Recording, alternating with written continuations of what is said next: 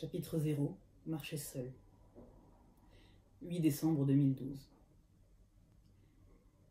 Je déteste cette partie de mon métier, traduire des kilomètres de textes juridiques et de descriptions techniques. En tout cas, cette affaire ne me concerne plus. J'ai traduit tout ce qu'il y avait à traduire pour les autorités françaises, maintenant j'ai froid. J'ai besoin de réveiller ma vie intérieure lourdement endormie par ces heures d'aller-retour entre code pénal et dictionnaire. Mon téléphone n'a plus de batterie, c'est foutu pour la musique. J'avance en ruminant mon léger agacement et ma lassitude mentale.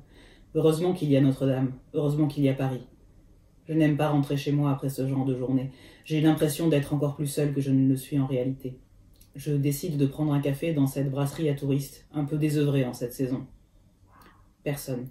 Ou pour être honnête, un couple dans un coin de la salle et un type assis au comptoir méditant sur un soda. Inhabituel le pilier de bar au soda. Je reste au comptoir, je n'aime pas l'idée d'obliger le barman à traverser la salle pour moi. Je finis de chauffer mes mains autour de la tasse quand l'homme à côté de moi m'adresse la parole. Sur un ton décidé, clair, presque oratoire.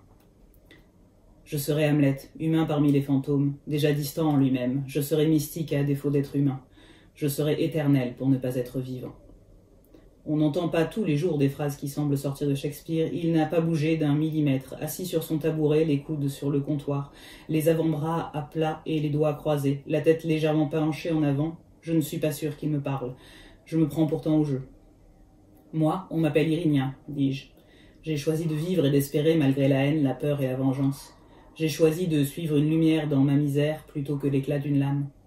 Choisir la vie, dit-il d'un ton offusqué. Fadaise. On ne choisit pas la vie, elle s'impose à vous ou on la vole. Vous ne vous souvenez pas? Comment cela commence-t-il? Ah oui, il y avait la force peut-être, il y avait la peur bien sûr, et la solitude. Oh oui, la solitude. Et j'étais triste, terriblement triste, et seule. Pas comme vous le pensez. J'étais en compagnie de quelqu'un qui n'était plus personne, de la mort elle-même. J'ai cohabité avec la mort dans le ventre même de ma mère. J'ai connu la mort bien avant la vie, si jamais j'ai connu la vie. Non. Non, en aucune façon je ne connais la vie et je ne le veux pas. Les morts n'ont pas à être seuls, je ne peux pas les trahir en étant vivant. Je ne veux pas. Ce ne serait pas juste. Et la vie est déjà trop injuste. Regardez, je suis en vie et pas eux. Je suis en vie parce qu'ils ne le sont pas. Je ne peux pas continuer un tel forfait, je ne peux pas. La vie m'a déjà trop donné, la vie vous a aussi déjà trop donné. Je vous tiens tous pour coupables, vous les vivants et fiers de l'être. Vous êtes des meurtriers potentiels, des meurtriers inconscients. À qui devez-vous le luxe de respirer? À qui avez-vous refusé la politesse en venant au monde? Alors vous devriez avoir honte, vous devriez étouffer sous le fardeau incroyable, le poids inhumain de la culpabilité d'avoir déjà trop. La tâche se devrait d'être indélébile sur votre âme, votre esprit et votre corps. Ne demandez pas plus, ne demandez rien. Sale petit voleur, particules arbitraires et meurtrières, produit cruel du hasard, cessez. Cet homme commence à me faire peur avec son grand discours effrayé, sa voix qui se tord peu à peu, grave et précipitée. Est-il fou? Est-il désespéré? Est-il vivant? Je finis par répondre en feignant l'agacement pour couvrir la crainte et l'incompréhension. Pourquoi me dites-vous tout ça? Vous ne me connaissez pas, dis-je comme pour me défendre. Je connais les humains, c'est bien suffisant, répond-il d'une voix d'outre-tombe. Mais pour qui vous vous prenez? Je commence à être irrité par sa superbe et ses jugements. Pour un être solaire et bien plus vrai qu'aucun humain, pour un être qui jure de porter en lui la peine et le souvenir de tous les morts. Vous vous prenez pour Dieu, pour un démon ou un héros? Ça ne m'intéresse pas. Je règle et je sors du bar, soudain rendu sordide par cet homme, grand, maigre, brun, vêtu de noir. Il se prend vraiment pour Hamlet. Pourquoi m'avoir abordé moi? Parce que j'ai failli être sa semblable. On se perd souvent en naviguant seul entre l'alpha et l'oméga de sa vie. Mais je n'ai pas sombré, j'ai éclairci, presque malgré moi. Il a dû sentir cela.